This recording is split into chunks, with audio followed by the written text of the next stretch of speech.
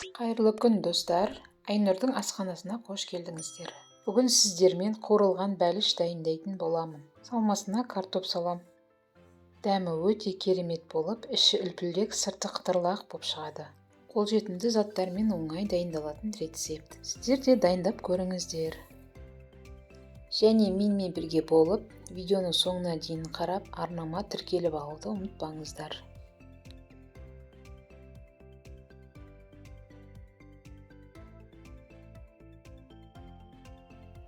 Алдымен қамыр илеп аламыз.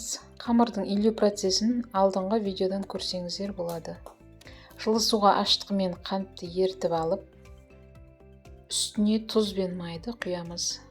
Сонан соң електен өткізілген ұнды салып, қамыр илейміз. Илеп болған қамырды жылы жерге жарты сағатқа қоямыз. Енді салмасын дайындаймыз. Картопты суға асатын кезде 4 ұштап турап алдым. Дәмін келтіру үшін пияз салдым.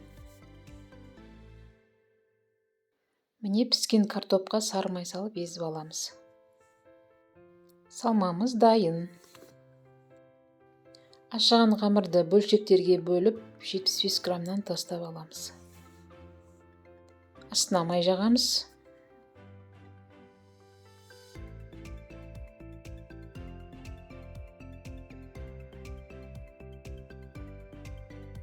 Осылай күлшелеп, бетін жауып 15 минутқа көтерілуге қоямыз.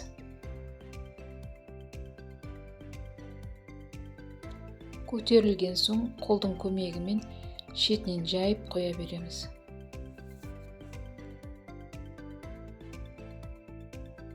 Ендігі кезек арасына салмасын салып бүреміз. Рецепттің құрамын сипаттамадан көре аласыздар.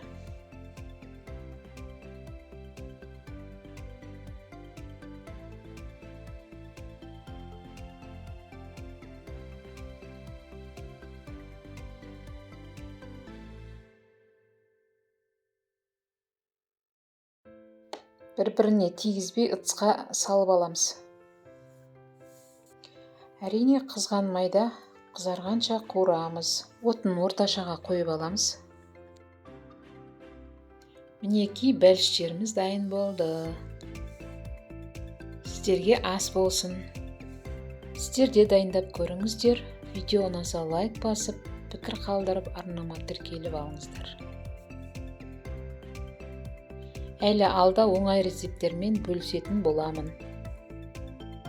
Сіздермен болған Айнұр. Бәріңізге сәттілік.